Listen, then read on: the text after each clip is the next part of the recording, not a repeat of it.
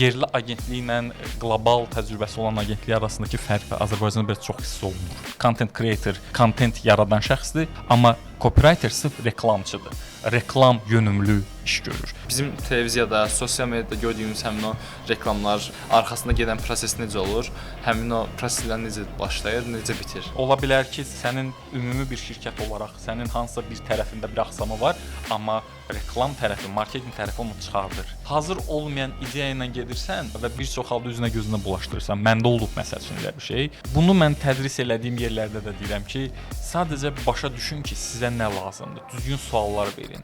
Azərbaycanda ümumiyyətlə reklam sektorunda nə kimi irəliləyişlər olub? Necə ki, telefon bir yerdən sonra sənin bir bədən üzvün oldu, eynilə də sosial media platformaları sənin artıq həyatının bir parçasıdır. Sən bu şeyləri öyrənmədən birbaşa, yəni bu bir-iki tool aldın və sən oldun reklamçı. Xeyr, təbii ki, elə olmamalıdır.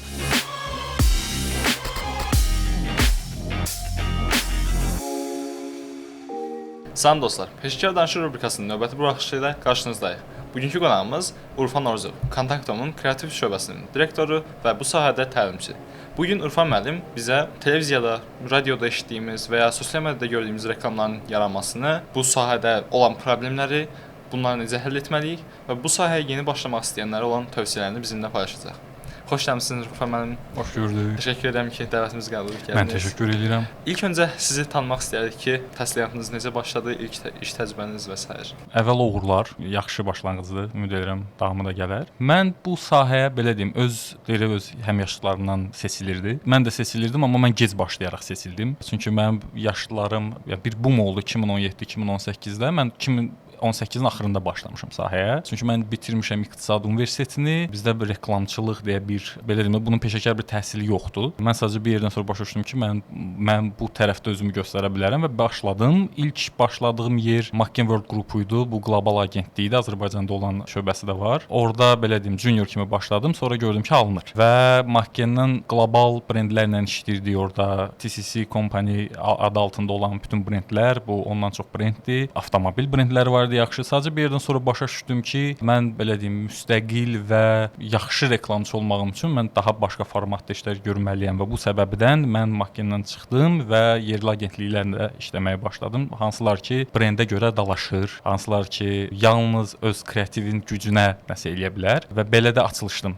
Belə deyim. Çünki bunun, yenə deyim, peşəkar bir təhsili yoxdur. Bu səbəbdən özün öz qabında olan və inkişaf etdiyin bir metodikadan nəsə götürürsən və yalnızca təcrübən artaraq sən nəsə bir əldə edə bilərsən ki, mən bu məqsədi qoydum qarşıma və hal-hazırda artıq 4-cü ildir ki, kontakt şəbəkələrində reklam şöbəsi deyirəm mən buna, amma dediyiniz düzdür ki, kreativ şöbənin rəhbəriyəm. Bəs təhsildə, yəni universitetdə hansı sahə ixtisas üzrə təhsil aldınız və beləyim də ümumiyyətlə həmin o hekayəni danışa bilərsinizmi ki, necə oldu? Həmin o oxuduğunuz ixtisasdan, həmin o dediyiniz McCain-də ilk işinizə qəbul olmalısınız. Məsələn, buradan yeni başlayan məktəblər də ola bilər, hansılar ki, hardansa başlamağı düşünür. Mən bitirmişəm İqtisad Universitetində kommersiyanı, sonra MBA oxudum.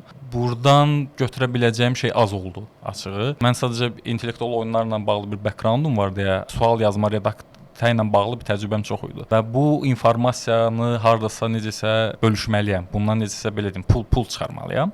Və ilk öncə başladım agentliklərə ümumi reklam agentliklərinə yönəlməyə. Sonra düşündüm ki, tamam, mən böyük ehtimal ki, copywritingdə özümü göstərə bilərəm. Nəsə bir primitiv blog yazılar filan bəs hamının başladığı. Amma belə deyim, çox bəxtəvər biriyəm ki, ümumiyyətlə həyatda da özümü elə hesab edirəm ki, sonradan başa düşdüm ki, McCain kimi bir şirkətə sadəcə CV atıb keçmək bu ilk başlayan adam üçün çox çətin bir şeydir. Çünki heç bir təcrübən yoxdur. Ən azından bazarda bilinəcək bir təcrübən yoxdur və sənin sadəcə elədiyin tapşırığa əsasən qiymətləndirirlər.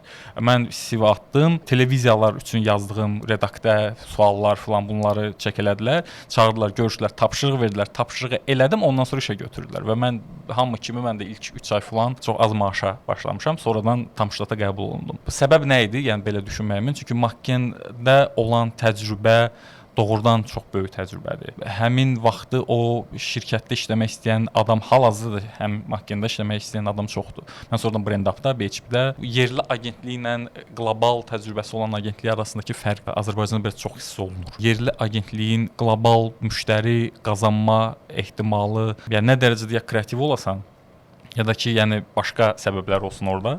Amma hər bir halda Makken təcrübəsi, bir çox halda yerli agentliklərlə başlayırlar, sonra qlobal agentliklərə keçirlər. Məndə biraz bu əksin oldu. Mən sadəcə bir yerdən sonra başa düşdüm ki, qlobal agentlikdə təcrübə mənə bəs eləyir və mən bir yerdən sonra özüm sərbəst rəssam belə deyək də, svobodный художник deyirlər buna. Yəni mən bir yerdən sonra maksimum kreativimi göstərməliyəm. Mən kreativ acılığım var. Çünki qlobal agentlikdə, qlobal brendlərdə bir şey var ki, sən bir çox halda adaptasiyalar üzərindən gedirsən. Xaricdən gəlir, mərkəzi filialdan gəlir və sən onun üzərində başlayırsan nələrsə eləməyə. Bu bir yerə qədər portfolio üçün yaxşıdır. Sadəcə mən düşündüm ki, mən portfolio üçün yox, sırf öz belə deyim, öz yaradıcılığım üçün işləyəcəm. Onu da belə deyim, doyuzdurandan sonra artıq düşündüm ki, tamam, mən bir yerdən sonra yalnız reklam işləyəcəm. Yəni kontaktda hal-hazırda gördüyüm iş yalnız kreativlə bağlı deyil də, ilk növbədə belə deyim, daha çox necə eləyək ki, gəlir gəlsin bundan.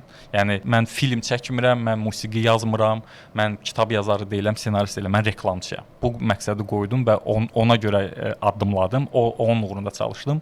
Hal-hazırda gəldiyim yerdəyim, bilmirəm indi nə də zalım. Məncə çox yaxşı bir yol olub, yəni. Düşünürəm ki, hər kəsdə olduğu kimi sizdə də yəqin ki, bəzi uğursuzluq halları olub. Olmasa onsuz bu zirvəyə gəlməyiniz mümkünsüz. Əstəğfurullah, zirvə. Sizin sonradan heç bəyənmədiyiniz, əvvələ baxıb, yəni heç bəyənmədiyiniz işiniz, layihəniz olubmu? Yəni belə bir case olubmu? Bunu bir neçə dəfə də soruşublar və mən hər dəfə eyni cavabı verirəm. Dönüb baxanda peşmançılıq duyduğum və bunu eləməzdim kimi bir işim yoxdur.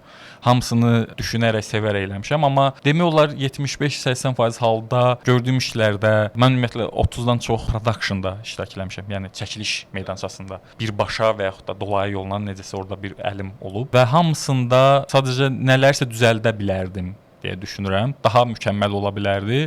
Amma bəlkə də belə birinin zəif, digərinin güclü olması da elə yaxşı tərəfi budur işin.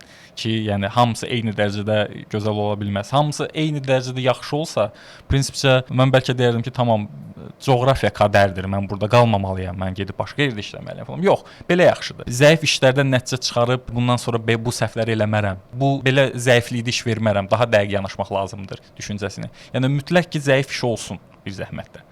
Belə, amma belə konkret fərqləndirə biləcəyim zəif iş. Bilmirəm, Sevgililər günü deyirəm kontaktdakı 1-ci ilimdə. O da mənim formatım deyil sadəcə Sevgililər günü. Belə deyim. Biz ümumiyyətlə bu rubrika daxilində birinci qonağımızın təcrübəsini soruşuruq indi dediyimiz kimi və daha sonra ən belə deyək, əsas məsələ gəlir sahə haqqında məlumat. Ümumiyyətlə bu sahə nədir? Yəni kreativ sahənin bir çox qolu var. Yəni burada ola bilər content creation, ola bilər content writer, copywriter və s. Sizcə bu ümumiyyətlə bu birincisi kreativ sahə nədir? İkincisi isə bu qolların bir-birlərindən fərqi nədir? Bir-birlərindən və ya ortaq nöqtələr nədir? Kreativ sahə. Yəni biz reklamda kreativdən danışırıqsa, mənim gördüyüm öz işimi deyim, mənim gördüyüm iş kreativ ikinci plandadır. Mən məntiqlə hərəkət eləməyi sevirəm. Daha belə, ola bilsin qəribə görünə bilər indi, amma mən daha çox emosiyalarla yox da rasional həllər üzərində daha çox sevirəm. Rasional həll verim. Ona görə işimi daha çox məntiq üzərində qururam. Amma kreativ dedikdə sırf qurulan bir binanın vizual olaraq qəşəng görsənməsi deyək buna. Uzaqdan baxanda da sən orada yaşamaq istəyirsən. Dediyiniz sahələr isə sırf bax burada elə bunu deyəndən sonra məncə daha aydın olar. Copywriter sırf reklam mətnləri yazan şəxsdir. Copywriter reklamçıdır. Amma content creator bu məsəl üçün siz content creator ola bilərsiniz hal-hazırda. Amma copywriter olmaq üçün sırf reklamçı məntiqi ilə işləmək lazımdır. Bunu Azərbaycanda biraz düz başa düşmürlər kimə gəlir. Çünki content creator deyəndə, yəni hamının bir content fikri var contentlə bağlı, necə olmalıdır. Amma hamının reklamla bağlı doğru, düzgün və ya nəzəri bir anlayışı yoxdur. Ona görə bu xətti bir dənə ayıraq. Content creator content yaradan şəxsdir. Bütün formatlarda, nə kimi format istəyirsən. Amma copywriter sırf reklamçıdır. Reklam yönümlü iş görür və copywriterin işi biraz daha çox məncə maksimum az sözdən istifadə eləyərək maksimum effektiv olmaqdır. Content creator isə fikir vermir. Yəni o daha, yəni belə deyim, özünə xoş gələn, nə kimi xoş gəlir onunla məşğul. Copywriterin elə bir özəlliyi yoxdur. Copywriter mütləq ki, müştəri yönümlü olmalıdır və mütləq ki, gəlir gətirən bir şeyə yönəlməlidir. Content creator özü öz həvəsinə də işləyə bilər. Bizdə ona görə məsəl üçün hamı Instagrama girirsən, content creator / nə bilim nə, content creator-ınızı saxlayın. Tamam, bu düzdür. Copywriting-ə girməyin. Copywriterlik sizlik deyil də böyük ehtimal. Çünki bunun nəzəri bir hissəsi var. Contentdə yoxdur. Content ağlından nə kimi content varsa, imkanı varsa onu yarat. Copywriter olmaq üçün biraz daha başqa skilllər lazımdır. Ümumiyyətlə reklam barəsində danışmaq istəyirəm ki, yəni bizim televiziyada, sosial mediada gördüyümüz həmin o reklamlar, vizuallar olsun və ya əsasən də belə deyək, filmə bənzər, yəni video formatında olan reklamların arxasında gedən proses necə olur? Həmin o proseslər necə başlayır, necə bitir? Ola bilsin, bir çox sahəyə bir çox başlayan adam həmişə bunun daha maraqlı olduğunu düşünür. Yəni çəkilişlər, ideyalar filan, heç bir halda elə bir şey yoxdur. Çox ağrılı, sancılı proseslərdir və heç bir halda elə bir şey yoxdur ki, C-level adamlar, CEO-lar oturublar kisə ilə pulu qoyublar ki, hə nəsə nə çəkmək istəyirsən bu dəfə? Bunu çəkməsən. Ala bu milyon manatı getəcək. Elə bir şey yoxdur. Sən inandırmalısan o ideyaya, ideya tutmalıdır, ideya baxılmalıdır, ideya belə deyim, bir yerdən sonra gəlir gətirməlidir. Satmayan kreativ heç kimə lazım deyil. Ona görə əgər bir art house film çəkmək istəyirsən, saxla özündə. İlk növbədə adi ssenari yazanda belə hansısa bir özəl günlə bağlı onun ön sözü olmalıdır, onun bir sinopsisi olmalıdır ki, niyə biz bu ideyanı eləyirik? Niyə, məsələn, indi reklamlar, bizim çəkdiyimiz reklamların hamısının adını çəkmək istəmirəm, amma gördüyünüz kontaktın ən azından simasında deyim, orada gördüyünüz bir çox reklamların hamısının backgroundu var ki, niyə bu ideyaya gəlinib? Bayaq minus kimi göstərdiyim, yəni zəif iş kimi göstərdiyim Sevgililər günündə belə onun arxasında bir ideya var idi ki, niyə biz bunu çəkmək istəyirik? Bura gəlmək sancılı prosesdir. Yəni bir PPT açırıq, PowerPoint-ın 4-5 slayd məhz ssenari hissəsinə qədər olan hissədir ki, yəni niyə bunu eləyirik? Hansı suala cavab verir? Belə deyim, reklam yoxdur, ümumi kreativ deyək. Yumorun özü də elədir. Hər hansı bir suala cavab verilməlidir. Mütləq ki, suala cavab verilməlidir. Yəni suala cavab vermirsənsə, onda bu nə məqsədlə edilir? Mən həmişə sual verən biriyəm. Suallar verirəm, o sualın cavabını 1 izah, 2 izah, 3 izah və sonda bunları başa düşdük, keçdik ssenarinin özünə. Bunu da təqdim eləyirəm. Öz birbaşa rəhbərimə, daha yuxarı level rəhbərlərə ki, yəni başa düşülsün ki, bu ideya niyə gəldi? Bu sadəcə Ürfanın keyfi belə istədi deyil. Belə də olmalıdır. Yəni content creatorla copywriterdə fərq də odur. Content creator öz keyfini eləyə bilər. Copywriterin elə bir lüksu yoxdur deyə. Və bu ideyanın tapılması məsəl üçün mənə elə gəlir ki, belə ideyalar nə qədər çox vaxt verilsə, bir o qədər də rahat olursan. Amma reklam həmişə belə deyim, adaptiv bir mühitdir. Agentlik adaptiv olmalısan, böyük korporativlər adaptiv olmalısan, deadline-larla işləməlisən. Çox az vaxt verilir. Həmişə dünən verilməlidir iş. Nə vaxt soruşsan ki, dünən verilməlidir. Tamam, gəl onda biz beynimizi daha sürətli işləməyə fokus olaq. Və belə olan halda, yəni zəif işin bir çox halda minus tərəfi də odur ki, sən tez verirsən işi, yaxşı iş belə yana bilər. Hətta bu burada production da səhv ola bilər. Belə deyim də, yəni nəsə yaxşı formatda bir şey vermisən, amma production onu tam qavraya bilməyib. Və yaxud da çox səbəb ola bilər. Və yaxud da ideya partladır, amma onun kommersial tərəfi zəif qaldı. Bunlar hamısı bir cığırda getməlidir. Reklamın bu tərəfini sevirəm. Yəni hamısı bir strukturdur.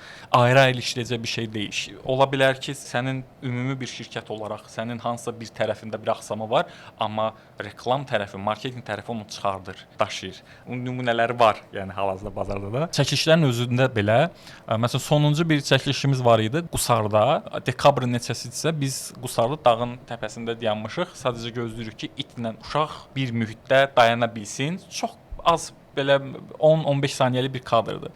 Gecə saat 3-4-ün yarısı canavarın ulamasını eşidirik. Biz qoymuşuq, soyuqda donuruq ki, biz o səhnəni çəkək. Bu cür sancılı proseslər var və məsələn gənclər başlayanda da daha həvəsli başlayır ki, mən DJ verəcəm filan. Get ver, mən istəmirəm. Mən yaşlı adamam da, mən artıq soyuqda zətdə dayanmaq istəmirəm. Ona görə bu qıraqdan həvəsli görünən, amma heç də o qədər də cıvıl-cıvıl olmayan bir mühitdir. Deməli, bir ideya yaranır, daha doğrusu yəqin ki bir task gəlir. Məsələn, bu X bir məqsəd üçün bir reklam hazırlanmalıdır. Siz ideya fikirləşirsiniz komandanızdan birgə və sonra ideya təqdim olunur. İdeya təsdiq aldıqdan sonra artıq reallaşdırılması üçün production-a gedir. Production-a çəkilir, ondan sonra artıq paylaşılır. Belədirmi? Task gəlir deyəndə ki, belə bir şey var da, hər il yeni il olur, bilmirəm, bəlkə kimlərsə məlumat yoxdur. Yeni il hər il olan bir prosesdir. Və task gəlir ki, biz yeni ilə hazırlaşmalıyıq, elə bir şey yoxdur. Yəni sən bilirsən ki, onsuz qabaqdan yeni il gəlir. Onun brifi də bir çox halda dəyişmir. Yəni biz yeni ildə partlatmalıyıq. Belə deyim. Tamam da, amma artıq o briefin içində olan detalları sevirəm ki, özüm təyin edeyim ki, bizə nə lazımdır hal-hazırda. Komandanı da elə böyütməyə çalışıram ki, biz başa düşək ki. Çünki reklamçılıq bu marketinqin içində olan bir şeydir. Yəni sən marketinqi qırağa, marketinq beynini söndürüb yalnız kreativlə məşğul ola bilmirsən. O copywriterdə də eyni, yəni copywriterdir bu adam. Ona görə ilk növbədə bu marketing mind hansı ki briefi yaradır, brief fokuslu olur, özü başa düşür ki, nə istənilir, onun üzərində qurur o kreativi, o ideyanı.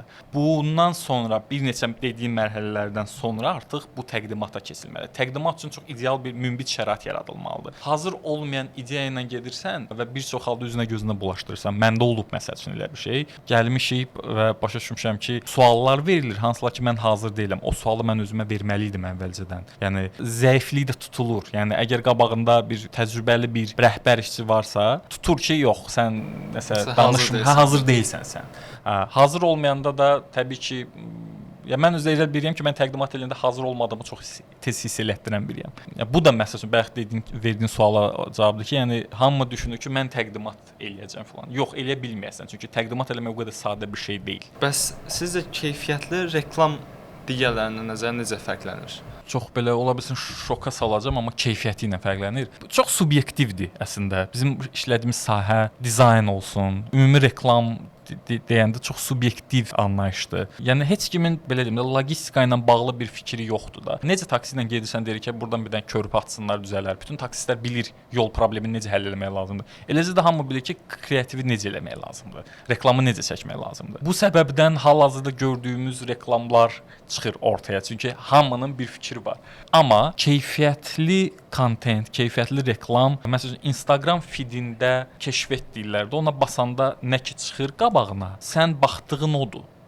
Yəni onu heç kim gəlib qıraqdan sənə trash kontent atmır oraya. Sən özün müəyyən edirsən onu. Yəni baxdığın kontent, baxdığın reklam, baxdığın içerik türklər demiş, onu sən müəyyən edirsən. Yəni əgər baxdığımızın keyfiyyətli olduğunu düşünürsə, onunla mən heç bir halda sənə kömək edə bilməyəcəm. Çünki sən onun keyfiyyətli olduğunu düşünürsən artıq. Amma mən belə bir qayda qoymuşam özümə ki, mən görmək istəmədiyim reklamı çəkmirəm, görmək istəmədiyim kontenti yazmıram, görmək istəmədiyim şeyləri eləmirəm. Bu qədər bəsit. Digərlərini də onu tövsiyə edirəm. Amma bir məsələ də var. Böyük şirkətlərdən indi adlarını çəkmək istəmirəm, mən daha çox öz bəyənən yoxdur, daha çox bəyənməyən biriyəm. Və baxırsan ki, böyük şirkətdir, illərdir bazarda olan fiqurlardır. Hər hansı işi görürsən bəhbəhlə tərifləyirlər. Bu heç bir halda bəhbəhlə təriflənən iş deyil. Yəni hara fırlatsan da deyil. Məcburdurmu bunu eləmək və bunu buraxırlar. Bunun 360 dərəcə kommunikasiyası olur. Hamı görür bunu bütün sosial şəbəkələrdə, TV-lərdə filan. Cəmaatdan bunu yeməsini gözləyirlər. Nə qədər ki, Tunar kimi gənclər bunu istəməyəcək, yaxşı işi pis işdən ayıracaqlar ki, gələn generation məncə onu artıq tutur. O yerdən sonra da keyfiyyətli işin sayı da artacaq. Keyfiyyətin nə olduğunu mən bəlirləmirəm, mən belirləyə bilməyəcəm də. Amma çoxluğun bəyəndiyi iş, yaxşı işlər olacağı təqdirdə ən azından 75-80% işlər. Bu artıq ümumi kontentin, ümumi reklamın keyfiyyətini artırır. Reklam yaranmasında siz qeyd edirsiniz ki, brief çox lazımdır. Yəni brief olmasa onsuz da heç bir iş ortaya çıxa bilməz. Azərbaycanda bəzi yerlərdə təəssüf ki, brief bəzən düzgün verilmir və bu da ümumiyyətlə işin keyfiyyətini elə ən başdan aşağı salır. Sizcə ümumiyyətlə briefi necə düzgün vermək lazımdır? Azərbaycanda brifi, düzgün brief verə bilən şirkətlərdən, fərdlərdən, insanlardan çox düzgün brief verə bilməyən şirkətlər və insanlar var. Mən sadəcə belə başa düşürəm ki, bir brief forması yaratmışdıq. Biz Ağrəcəb Cəfərovla buradan salam olsun. Həmin briefin ideal brief deyildi təbii ki. Sadəcə çox dolğun idi. Yəni o briefdən götürüb hərə bir özünə nəsə oradan lazım olan hissəni götürə bilər. Brief qeyd elədiyin kimi brief işin ən baş hissəsidir. Brief əlifbasıdır. Sən briefi düzgün verməyəcəyin halda bu bina tikintisi kimi düşünək, o binanın təməli, fundamenti zəif olacaq. Mən ona görə deyirəm ki, brifi özüm bəlirləməyə çalışıram ki, biz nə verməliyik, bizdən nə istənilir. Belə deyim, biraz güvənmirəm o məsələlərə. Amma bu düzgün brif vermək, sadəcə bunu mən tədris elədiyim yerlərdə də deyirəm ki, sadəcə başa düşün ki, sizə nə lazımdır. Düzgün suallar verin. Brifin özü elə budur. Yəni sən mənə boş söz yığını da verə bilərsən ki, bu brifdir. Yəni bir 6 səhifəli bir yazı verə bilərsən. Amma mən onu oxuyub yenə sonda bir şey başa düşməyəcəmsə, bu deməli yararlı deyil. Sadəcə 2-3 cümlə ilə də belə öz istədiyini mənə izah eləyə bilərsən. Yazılı formada fərq eləmir. Düzgün suallar verək ki, bu nə üçündür? Bunu niyə eləyirik? Bunu kimlər üçün eləyirik? Bu belə kifayət eləyə bilər ki, mən sonda bir nəticəyə gəlib. Yəni belə deyim, reklamçı bir nəticəyə gəlsin. Azərbaycanda sadəcə o brifi niyə alıb, niyə verilməlidir hissəsi başa düşülmür. İnsanlar sadəcə bu biraz beyinlə bağlı bir şeydir. Bu təcrübə ilə olan bir şey də deyil. Yəni illərdir işləyir, hələ də düzgün brif verə bilmir. Sadəcə başa düş ki, mən niyə bunu eləyirəm? Bu nəyə lazımdır? Belə suallarla gedib birinci yaxınlaşsan o şəxsə, ötürəcəyin şəxs də və bu adam çox belə açar adamdır. Bu adam çox vacib adamdır bunu eləyən adam. Ona görə qırılır. Yəni belə reklamları istəyirəm, amma ola bilsin qırılan hissədə odur. Yəni mütləq son produkt deyil bəlkə də. Orada arada qırılıb. Yəni brifin vacibliyini izah eləmək, bunu yəni bilmirəm. Bunu məncə hamı başa düşür ki, brif vacib olan hissədir. Sadəcə susdura bilmirik bəlkə də. Mən özüm dəqiq deyə bilmərəm brif hansı formada düzgün olmalıdır, amma ən azından suallar verilməlidir kimi görürəm bu məsələni. Düzgün suallar versən, düzgün cavablar tapa bilərsən. Yəni bu işi görənin məqsədi nədir və məqsədi nədir? Bəli, sadəcə görmək istədiyi nədir? Bəli, yəni yenə deyirəm, bir düzsə bir punkt özünə düzsə ki, bu hər şeydədir. Yəni bu namingdə də ola bilər, sloqanda da ola bilər, ssenaridə də ola bilər, adi nəsə hansısa bir marketinq kommunikasiyasında ola bilər. Sadəcə sual verilməlidir ki, sonda bir nəsə formalaşdırsın. Mütləq deyil ki, o əzbərdə, şablonda olan şeylərlə gedək. Təşəkkür edirəm. Bəs lokal bazarda şirkətlərin kontentdən gözləntiləri nədir və xaricdəki belə deyək, gözləntilər arasında nəsə fərqlər varmı? Yəni bizdə şirkətlərin gözlədiyi indi o mind dəyişib deyə hiss edirəm, mən elə düşünürəm. Ki əvvəl hamı deyirdi ki, ucuz bir iş görülsün, yəni maksimum az pul xərclənsin, maksimum effektiv olsun. Bizdə bir müddət var idi, operatorlar onunla öyünürdülər. Content creatorlar da prinsipcə onunla öyünürdülər ki, sıfır büdcə ilə bu nəticələr, nə bilim, az büdcə ilə bu nəticələr. Hələ də var bu. Hələ də var təbii ki də. Olmalıdır. Amma ümumiyyətlə marketinq Azərbaycanda nə qədər ki marketinqə xərc kimi baxılırsa, yəni marketinq sənə belə deyim də, sənin dövriyyə kimi baxmırlar ki, bunu verin, bu belə su dövriyyəsi olur, böyük su dövriyyəsi kimi baxmırlar. Sadəcə xərc kimi baxırlar. İndi biraz o mind azalıb deyə düşünürəm və hal-hazırda reklamda özün də izləyirsən ki, reklam büdcələri aşağı-yuxarı yaxşıdır. Keçən ildə belə bir şey çıxmışdı ki, Azərbaycanda nə bilim neçəsə milyon reklama xərclənir. Bu yalnız TV commercial dediyimiz deyil. Yəni ümumi digital tərəfdə də bir KSM layihələri olsun filan hamısı bir ümumi bir reklam büdcəsi xərclənir. Deməli bu yaxşıdır. Çünki productionların qiymətlərini də az-çox bilirik. Bazar balacadır. Başa düşürük ki, production qiymətləri də budur. Deməli insanlar bir yerdən sonra rəhbər dediyimiz, C-level dediyimiz adamlar bir yerdən sonra başa düşüb ki, buna pul xərclənməlidir. Mütləq ki. Və bu qəpik quruş deyil. Çünki xaricdə gördüyümüz reklamlar hamısı yaxşı büdcəyə görülmüş işlərdir. Bizdə elə bir şey yoxdur ki, bizdə də olsa biz eləyərik deyil. Bizdə var elə adamlar. Productionlar da var, operatorlar da var, beyinlər də var, gənclər var hansı ki, vəhşi kimidirlər hamısı. Amma bizə şərait yaradılmır. İndi faktiki şərait yaradılır. Yəni az-çox var. Yaxşı biznes mayında, marketinq mayında olan böyük şirkətlər də var, hansılar ki bu işi görürlər və onların reklamdan gözləntisi maksimum az büdcəyə yaxşı iş partlatmaq deyil. Mən məsəl üçün qoyduğum məqsəd o idi əvvəldən də ki, mən sadəcə bir lokal öz sferasında yaxşı iş çıxardan reklamçı və yaxud da şirkət olmasın. Azərbaycan formatı üçün yaxşı iş çıxsın. Region üçün yaxşı işlər çıxsın ki, sonradan məsəl üçün Gürcüstandan falan bunun feedbackləri də gəlib ki, yəni biz sizin işləri bəyənirik. Rusiyadan mənə belə bir şey gəlib ki, hə, yaxşı işlər görməyə çalışırsınız. Tamam, deməli ən az mən yəni məqsəd bəli. Bu yəni yalnız tək mən deyiləm böyük ehtimal ki. Adamlar var ki, Baku Flames məsəl üçün tədbiri oldu. İştirak eləmişsən sən də. Orada olan adamlar, orada olan gənclər, orada olan beyinlər var idi, hansılar ki, bir yerdən sonra həm işin keyfiyyətini artırır, bayaq dediyimiz, həm də ki, artıq reklamçılıqda belə deyim də, bir yerdən sonra mənə elə gəlir ki, xaricə baxıb ay necə qəşəngdir, biz niyə eləyə bilmirik, mindından çıxacağıq, beynindən çıxacağıq. Bu yaxşıdır. Bizim məsələn belə bir üstünlüyümüz var. Türkiyə və Rusiya bazarının reklamçılığının ortasındayıq. Onların ekolu bizə təsir eləyir. Bundan əlavə bir İran kinematoqrafı da var bizim cənubumuzda. Bunun üçün arasında bizim yaxşı iş çıxartmama ehtimalımız azdır. Yəni biz çıxartmalıyıq. Biz zəhmət də çıxaraq artıq. İndi əsas reklamlar xüsusilə belə sosial media üzərindən gedir. Yəni sosial mediada dəhşət çox istifadə olunur da. Və hal-hazırda sosial medianın ən çox istifadə edən qism demək olar ki, Z generation-dır. Həmin o Z generation sizcə gördükləri reklamdan istədikləri və digər generasiyaların görmək istədiklərindən fərqləri varmı? Düzü burada belə bir şey deyim.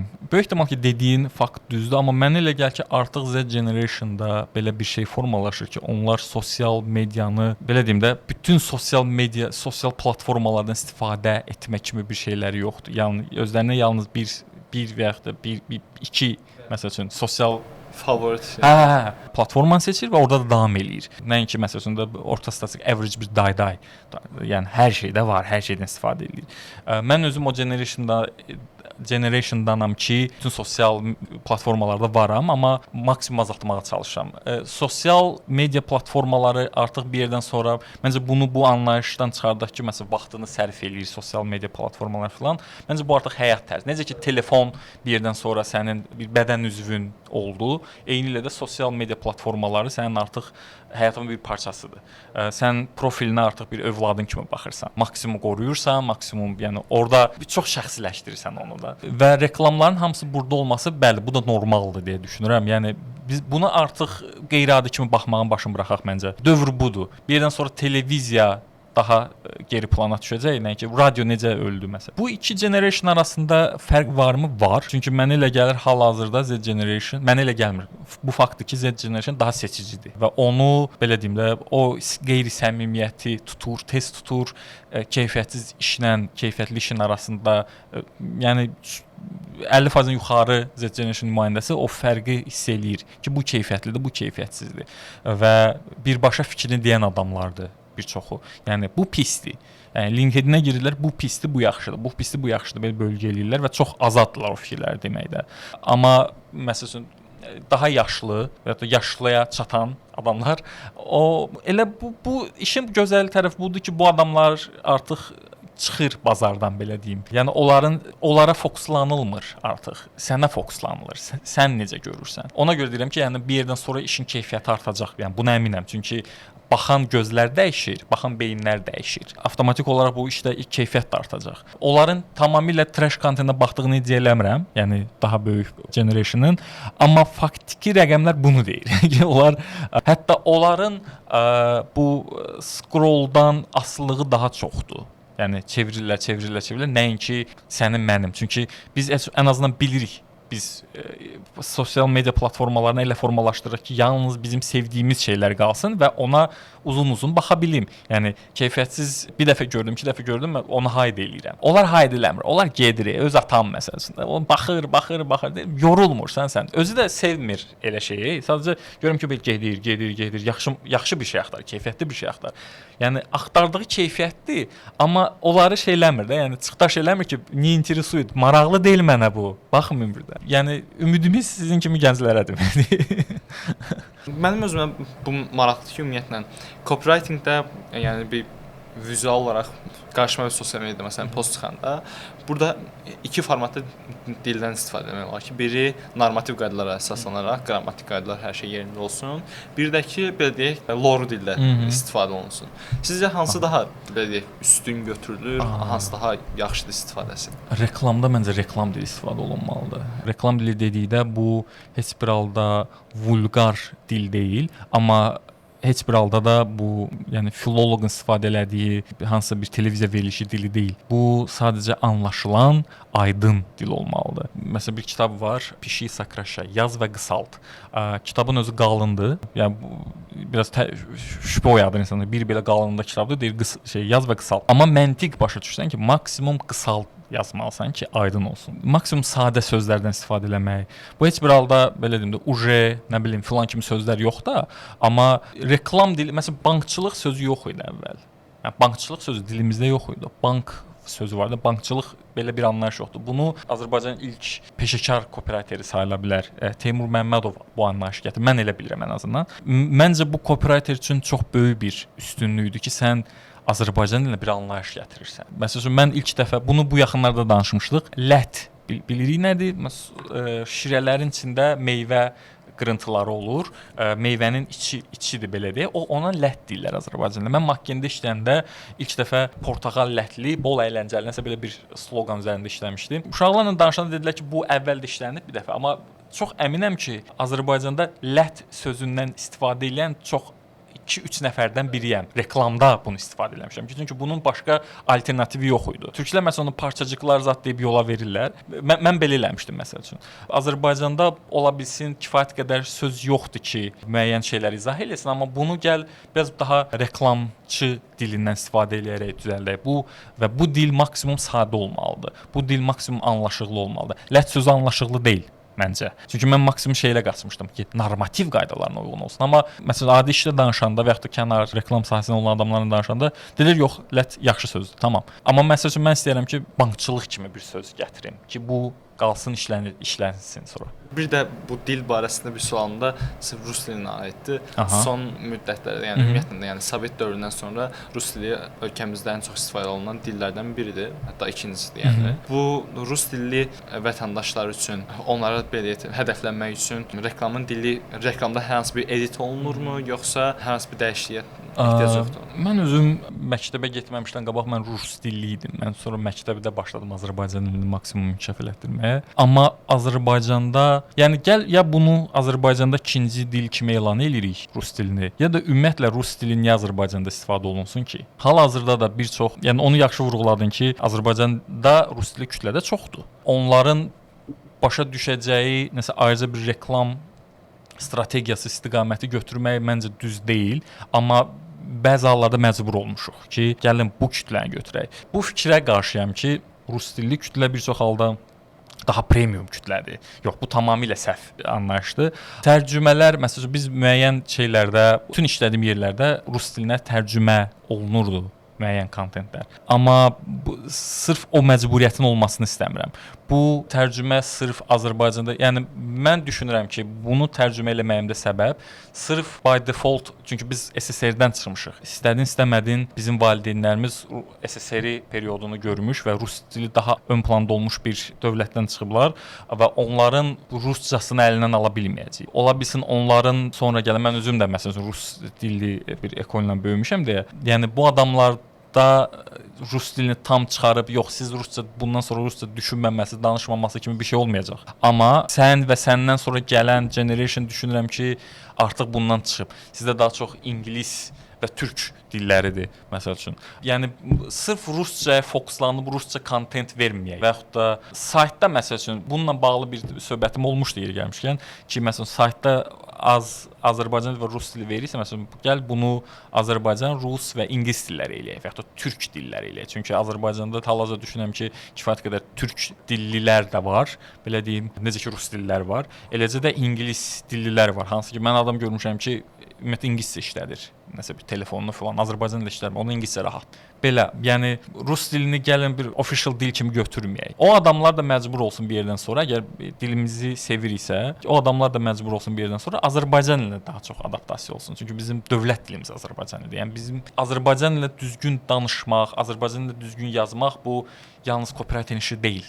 Yəni bu hər kəsin borcudur əslində. Azərbaycanda ümumiyyətlə reklam sektorunda nə kimi irəliləyişlər olub və nə kimi hal-hazırda gözlə görünən problemlər var və biz bunları necə aradan qaldırə bilərik? Azərbaycanda hal-hazırda irəliləyiş varmı? Var. Çünki bu məncə Baku Flames böyük bir tədbir idi Azərbaycan üçün, region üçün. Yəni o tədbirin təşkilatçılarına da buradan təşəkkür edirəm yenə. Mənə görə bu doğrudan da Azərbaycan reklamçılığı üçün bir addım idi. Yəni bizdə nəsə dəyişəcəksə, bu həmin siqnal idi. Bu start atəşi idi. Qaçışda olur. Və oradakı insanlar, oradakı beyinlər, oradakı işlər, oradakı danışıqlar, dialoqlar mənə bir çıraq idi ki, yəni yaxşı şeylər olacaq. Bundan qabaq dediyim o keçən il reklama xərclənən büdcə də biraz ona ümid verir. Amma bu barədə yazmışdım həmin büdcə ilə bağlı. Bu qədər büdcə xərclənib. büdcənin xərcləməsi yaxşıdır. Amma o büdcədən çıxan nə qədər keyfiyyətli iş oldu ümumiyyətlə bazarda. Problem hələ də beyinlərdə olan problemlər qalıb. Yəni bu problem 1-2 nəfərin vizyonu ilə düzələn bir şey deyil. Yəni Baku Flames nə qədər Baku Flames elə amma vizyonsuz adamlar qalıbsa, bu problem yenə saxta udulan tenderlər var, bilmirəm. Yəni büdcə xərclənir, baxırsan ki, ortada reklam yoxdur. Hara gedir bu pullar? Belə problemlər qalıb, qalacaq da. Amma maksimum nə qədər az olsa, ağ bir şeyin üzərində qara nöqtələr çox gözə batmaya bilər. Amma indi nə qədər çox belə çirklilik var, belə deyim. Bunun azalmasına doğru getdiyini düşünürəm. Yəni ciddi bunu səmimi deyirəm ki, məncə bu çünki Baku Flames kimi tədbirlər, Cannes özü və yaxud da hər hansı bir reklam bazarında olan indiki gənclər baxırsan ki, daha belə idealist yanaşırlar məsələyə. Nə qədər belə idealistlər, reklamçı olmaq istəyən adamların sayı çox olsa, bir o qədər də o çirkliliyin sayı azalar və o problemlər həll olunur. Problemləri mən həll edən biri deyiləm və problemin həllini dedim və getdiyi hər şey həll olundu deyil. Elə bir şey olmayacaq da. Amma ən azından məncə problemləri bir çoxumuz da belə aydın gözlə də görürük. Dediyim şeylərdən əlavə məzmun keyfiyyətsizliyindən danışdıq, hansılar ki, elə çirklilik yaradır. O sadəcə orada belə deyim də, ümumiyyətlə brend eləyən, hansısa bir dalğanı yaradan bu fərdlər olur, insanlar olur. Həmin insanlar, həmin fərdlər ortaya çıxacaq bir yerdən sonra. Onlar boom eləyəcək, onlar yaxşı işlər çıxardacaq. Və bir də ümumiyyətlə bu sahəyə başlamaq istəyənlərin ən maraqlı, ümumiyyətlə hər hansı bir sahəyə başlamaq istəyən kimlərinsə maraqlı olduğu bir məsələdir, maaş məsələsi. Azərbaycanda və xaricdə başlanğıc və belə deyək, senior səviyyələrində olan tipik maaş nələrdir? Azərbaycanda deyəcəm, bu biraz dəyişir. Agentliklə, məsələn, korporativlərdə dəyişir. Korporativlər daha çox müştəridən asılıdır deyə onların müəyyən bir limiti olur. Korporativlərdə sadəcə, məsələn, hal-hazırda bazarda operatorlara verilən maaşlara baxsaq, ən çox maaş verənlər korporativlərdir. Çünki korporativ, belə deyim də, müştəri dediyimdə agentlik deyirəm müştəridən asılıdır. İşlədiyi və şirkətlərdən asılıdır. Biz, məsələn, korporativdə elə bir asılılıq yoxdur. Bunu demək olar ki, yoxdur. Və onlar rahat bazarı kontrol edə bilirlər o cəhətdən və ona görə, məsələn, bir yerdən sonra agentlikdən korporativə keçən adamların sayı çox olur. Çünki o ortalama dediyimdə, yəni agentliyin ortalamasından çox verir. Artıq o dövr deyil ki, junior copywriter harda 300-400 manat almalıdır, elə bir şey yoxdur. Yəni çox alır. Məsəl üçün senior pozisiyasında olan adamın məvacibi də artıq 1000-1200 falan deyil. O da ondan çox alır. Sadəcə bu şirkətlərə görə dəyişir deyə, yəni mən müəyyən konfidensial şeylər var, amma əmin ol ki, senior səviyyəsində olan lead copywriter dediyimiz və yaxud da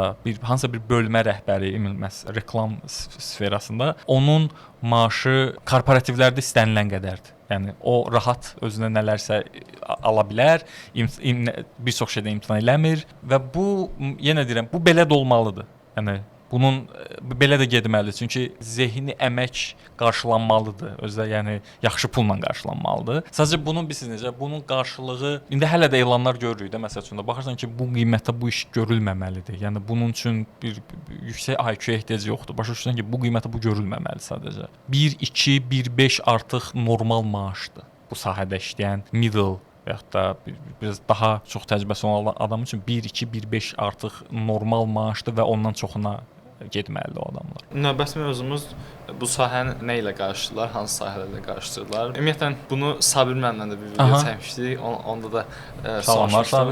Sizdən də soruşmuşdum, sizin də fikriniz maraqlıdır ki, ümumiyyətlə sosial media meneceri, yəni SMM-lə copywriter, content yaradan və ya belə deyək, reklamçı arasındakı fərqlər nələrdir?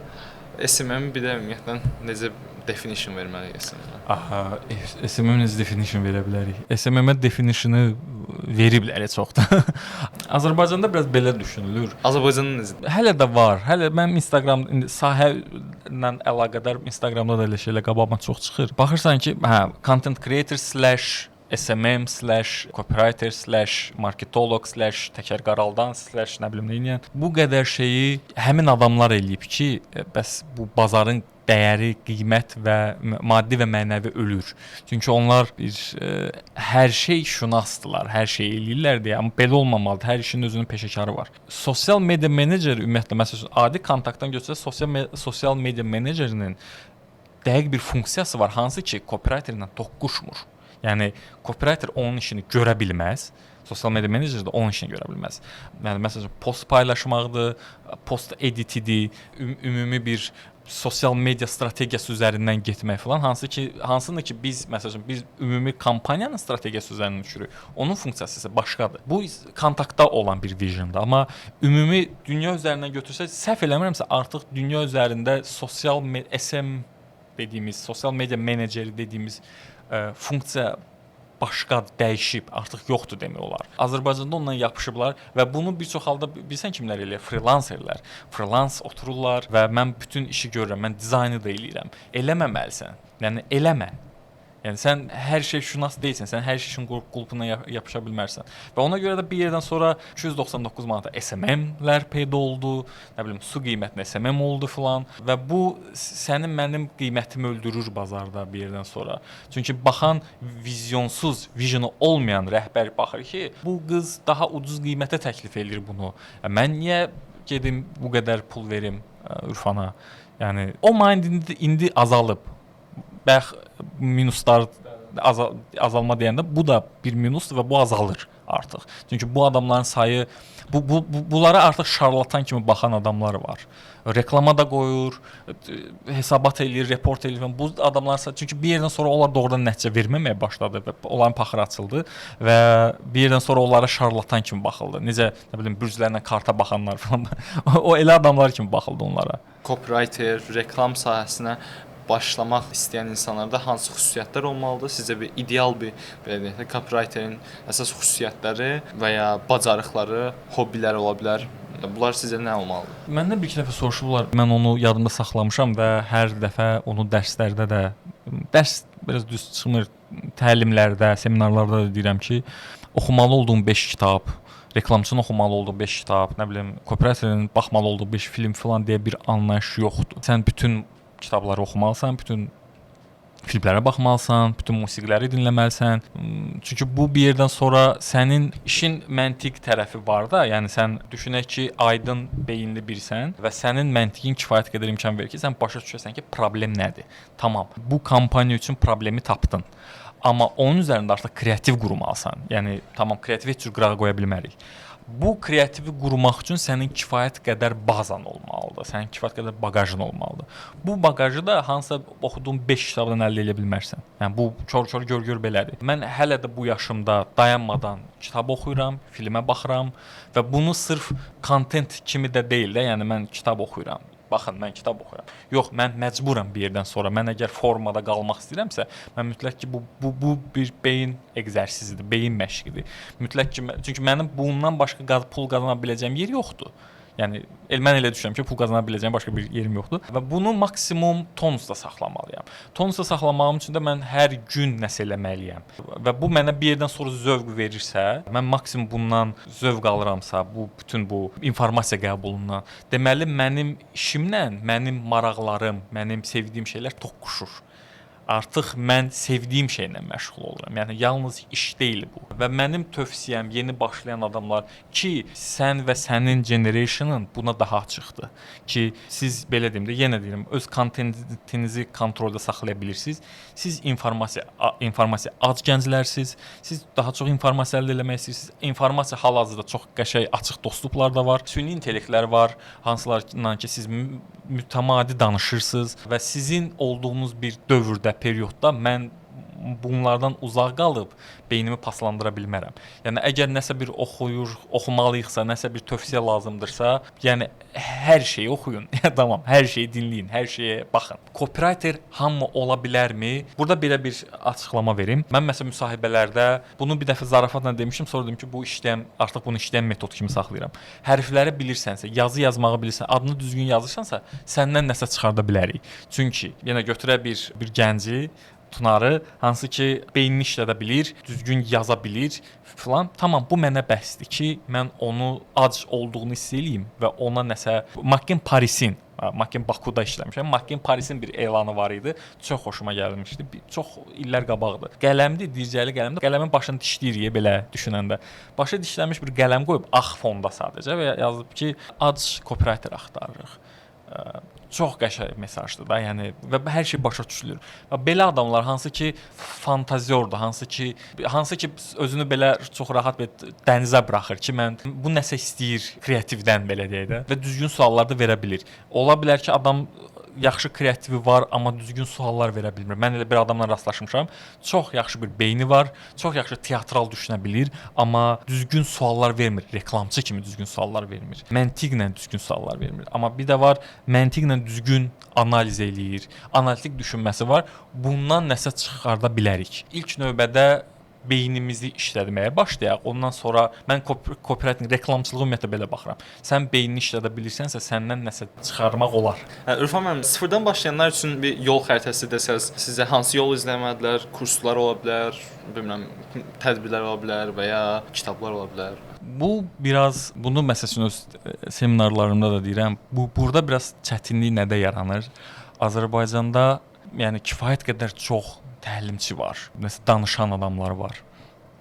Baxırsan ki, hardasa forumdur. Deyirsən, bunlar kimdir ümumiyyətlə? Reklamdan danışırlar, kreativdən danışırlar, marketinqdən danışırlar. Ona görə biraz sizin kimi gənclər yəni düşünürəm ki, onlar biraz daha seçici olmalıdır ki, bu adam kimdir ümumiyyətlə, mənə nəsə öyrətməyə çalışır. Mən ona görə həmişə birinci dərsi 90% halda, birinci təlimi, birinci seminarı və ümumiyyətlə hansısa bir yerdə çıxış edirəmsə, onun ilk yarım saatını filan özümü təqdim eləməyə sərf edirəm ki, başa düşsün ki, onun qabağında dayanan sadəcə olaraq hansı kontentlə partlatmış insan deyil. Bu işi doğrudan nəzəri cəhd öyrənməyə çalışmış və bazarda hər hansı bir portfolyosu olan, bazarda bilinən adam olmalıdır. Və bunu həmişə də ilk növbədə onu tövsiyə edirəm ki, baxın kimdir sizin qabağınızda danışan. Bunu qoyduq qırağa. Çünki ödənişi olunur axı o seminarlara. Baxırsan ki, fantastik qiymətlər ödənilir, amma sonda gəlib ad çəkməyəcəm, amma bir neçə gəliblər ilin ən böyük tədbiri falan soruşuram ki, məsələn nə baş verdi ki, çıxdı, danışdı nəsə, nə bilim yarım saat falan dayandı, heç nə danışmadı, nəsə video göstərdi falan. Bu formada olmamalıdır. Ondan bəhrələnmək olmur. Mən kitabla və ümumiyyətlə filmlərlə bağlı bayaq onsuz da bununla bağlı uzun danışdım. Amma akademiyalar və yaxud da hansısa bir kurslar falan, yəqin məncə bunda sayı bir yerdən sonra çoxalıb Azərbaycanda. Və odur ki, bir yerdən sonra oradan da təlimçilər çıxır. Yəni təlim, hamı təlim. Təlimin bu qədər pul elədiyini mən bilmirdim açığı. Mən sabir gətirdi mən bu sahəyə ki, yəni bilirəm ki, həvəsim, marağım var, gəl belə bir şey eləyək. Amma orada belə seçici olmaq lazımdır. Çünki burada ödənişlər verilir və mən özüm bir yerdə tədris eləyirəm, təlimlər deyirəm və orada da ödəniş var və mən bu ödənişin qarşılığını tələbənin maksimum almasını istəyirəm. Çünki özüm də o yaşlı olmuşam və bu pulların nə cür çətinliklə, heç birimiz milyarder övladı deyilik. Nə cür çətinliklə qazanılır, nə cür çətinliklə ödənilir. Sən mütləq ki, buradan bir nəsə əldə etməlisən. Belə tövsiyə edə biləcəyim deyən, yəni bir yerlər məncə bazarda bilinir artıq o yerlər ki, hansılara ki, doğrudan da getmək olar. Amma bunu maksimum sosial mediadan baxaraq edilməsin və sarafan radio deyə bir şey var da, yəni qulaqdan qulağa çatır hər şey. O məsəl üçün ətrafından soruşanda ki, sən bilirəm məsəl üçün də hansısa bir akademiyaya gedirsən, orada təhsil necədir, orada müəllim necədir, bu danışılsın. Mən onun məsələn çörəyini çox yemişəm. Məsələn Tunar olub gedib ki, məsələn bizdə bir kontent üzrə bir müəllim var idi, yəni dəli idi də, yaxşı şeylər danışırdı. Bu işləyir. Nəinki akademiyanın özünün reklamı. Yəni akademiya var elə yerlər ki, əvvəl partladıb, sonra bir düşüş periodu yaşayır. Yəni amma gəl bunu biraz daha, yəni akademiya əgər belə müəllimlər tapırsa, o akademiya deməli öz reklamına, öz marketinqinə, öz səviyyəsinə, levelinə fikir verir. O istəmir o leveli salsın aşağı. Deməli artıq bu akademiyada nəsə öyrənmək olar. Mən belə baxıram məsələyə. Yəni yenə deyirəm, bunu da mən məsələn haransa deyərəm, haransa demərəm. Əksinə o tərəfdə bir yerdən sonra yaxşı bir partladar və yaxud da hansısa bir gənc oradan yaxşı bir geri dönüş alar. Onun qabağını almış olmasın belə şeylər, amma mütləq ki sorulub soruşdurulsun belə şeylər. Yenə deyirəm və bazar balacadır. Belə akademiyaların sayı çoxdur, amma və bazarda bilinir amma kimdir, akademiya nə cür işlər görür. Yəni soruşulandan sonra başlayırsan ki, top 2 qalır, top 3 qalır. 90% halda belədir və onu bilirik hansılardır. Belə olan halda da artıq müəllimlər soruşulsun, silabuslar soruşulsun, nə bilim, işə düzəlmə faizləri soruşulsun, belə. Təşəkkür edirəm. Buyur. Bir də bu yolda AI-dan da istifadə edə bilərik. Yəqin ki, roadmap falan hazırlamağa, ChatGPT-dən falan soruşa bilərik bəlkə. Elə AI dedik, son mövzumuz olan gələcək barəsində danışaq. Sizcə ümumiyyətlə reklamçılığın gələcəyi hara gedir və AI-nin burada istifadəsi nə rol oynayır? Məsələn, yəni son vaxtlarda xüsusilə görə bilərik ki, AI ilə hazırlanan videolar, hazırlanan reklamlar, sosial media postları və s. və axır. Ümumiyyətlə AI-ın yaranması, yəni belə əlinin altında belə bir şeyin olması, bu sadəcə Google-un bir başqa versiyasıdır. Daha belə ümumiləşdirib sənə cavab verən formasıdır. ChatGPT-ni götürək məsəl üçün. Bu çox faydalı bir şeydir. Buna əks arqument yoxdur. Yəni AI-ya düşmən olmayaq da. Yox, ola da bilmərsən. Yəni baxırıq da Matrix-ə da baxırıq. AI ilə dost olsan həqiqətən, yəni indi zarafat qoyaq qırağa, AI ilə dost olsan, AI sənə çox yaxşı nəticələr verəcək. Orada da düzgün sual vermək üzərində qurulub hər şey. Düzgün prompt yazmaq, fikrini düzgün izah elə ona, briefi düzgün ver, o sənə nəticə versin. O yaxşı mövzudur ki, son dövrlərdə AI üzərindən görülən işlər artıb. Bizdə back to school periodu var, hansı ki məktəblər açılır filan. Orada məsələn bir maraqlı bir iş vermək lazım idi. Mən briefi özümdə belə formalaşdırdım ki, həmin dövrdə də 90% bank demək olar və digər şirkətlər də, amma bankları dəqiq əminəm ki, elə idi. Bu mətbuat günü periodunda filan hamısı AI ilə video buraxdı. Hamısı AI ilə video buraxdı və ondan qabaq da ondan sonra da AI ilə bağlı videolar çox idi. Birdən sonra AI ilə videolar çox boğaza yığdı məni. Yəni və kör deyilikdə başa düşürük ki, AI video hansıdır, real video hansıdır. Yəni bu görülür əslində, çox tez seçilir. Bu qədər AI videosu olan bir şey məni biraz qorxutdu. Yəni çox AI-ya bağlı videolar düzəltməyə başladıq və bu əgər reklamçılığın, ya Azərbaycan dünya reklamçılığı səviyyəsinə gələ bilmədən AI-ya keçdi. İzah edə bilirəm? Yəni orada bir leveli buraxdıq. O tendensiyanı tutmaz. Hə, yəni biz normal reklam tendensiyanı dünyanın o çəkdiyi 90-larda, 2000-lərdə çəkdiyi reklam səviyyəsinə çata-çatda biz onun başını buraxdıq, keçdik AI-ya. Çünki dünya AI ilə gedir. Həmin dövrdə belə bir şey vaxtı mən back to school dövründə dedim ki, mən AI görmək istəmirəm, mən real foto şəkil görmək istəyirəm. Çünki mənə daha səmimi gəlir. Biz ona görə uşaqları cosplay elədik, bilmirəm, Newton filan. Onları elə geyindirdik ki, məzəli olsun biraz. Onun fotoshootingini elədik, elə buraxdıq onun kommunikasiyaya. Və fikrim də o elə izah eləmişdim ki, mən AI görmək istəmirəm artıq. AI sənə köməkçi olmalıdır. Sən bütün kommunikasiyanı AI üzərindən qura bilmərsən. Bu tez seçilir, bu tez başa düşülür. Çox və cəmaət bir yerdən sonra çox belə fərqli şeylər eləməyə başladı. Çox belə əcaib şeylər eləməyə başladı və bunu bayaq danışdığımız o SMM şiklər də eləyə bilər. Yəni bir AI tool alır, elə baha olmayan bir AI tool alır, orada vizual da hazırlayır, orada mətni də vurur, AI-ya verir. Bu da onun olduğu strategiyası. Məsələn, roadmap deyirsən də, məsəl üçün, sən bu şeyləri öyrənmədən birbaşa, yəni bu 1-2 tool aldın və sən oldun reklamçı. Xeyr, təbii ki, elə olmamalıdır. Və getdiyin yol, məsəl üçün, mən düşünürəm ki, bir yerli agentlik, qlobal agentlik, sonra məsəl üçün bir korporativ mühit, böyük şirkət belə də davam eləməlidir. Amma sən qoymusan qabağına, adamlar var, dərs danışıram, açıb ChatGPT-ni, mən danışıram, AI yazır, başlayır mən nəsə deməyə. Tamam, bir dənə qulaq as, mən nə deyirəm? Mən real təcrübəni danışıram hal-hazırda sənə. Sən AI ilə dost olmalısan deyəndə, yəni bütün hər şeyin AI ilə, yəni orada dərman adı axtarım adam. Mən sənə real case-dən danışıram. O başa düşülmür, mənə elə gəlir. Yəni hardasa Həsən bəy Zərdabini hər cür formada AI-da düzəltmək bu bir yerdən sonra bilmirəm, sıxıcı gəlir, səmimiyyəti itirir, bilmirəm. Yəni AI sənə o şey verməlidir ki, məsələn, hər hansı bir məşhur döyüş səhnəsini canlandırırsan, oradan keçirsən artıq real bir Çingizxan personajını canlandırmağa. Çünki sən döyüş səhnəsini canlandıra bilməyəsən böyük ehtimal. Sənə o AI-da lazımdır. Amma bir də var, hər şey AI-da eləyirsən və deyirsən ki, bunu yeyin və bunu tuturlar. Yəni bunun minusu daha çox oldu məncə nəinki plusu. Çox üzrən bir də şey deyim ki, bu heç bir halda gələcəkdə AI-ın köməyindən istifadə eləmə və yaxud da AI-laşmadan qaça bilməyəcək. AI-laşsın hər şey. Amma bunu da biraz daha yavaş-yavaş. Bəli, bu daha belə plavno deyirlər ruscada. Yəni daha belə yağ üzərindən belə yavaş-yavaş keçsin. Nəinki bir dəfəlik hamı götürür, hamı AI işləyir. Təşəkkür edirəm. Mən təşəkkür edirəm. Ümid edirəm ki, faydalı bir video oldu. Mən də ümid edirəm. Reklam sahəsinə başlayan baxmaq istəyənlər, ora maraqlı olanlar, bu arxada gedən proseslərə maraqlı olanlar üçün maraqlı ola bilər deyə düşünürəm. Videoda maraqlı oldusa kanala abunə olmağı və dostlarınızla paylaşmağı unutmayın. Görüşənədək.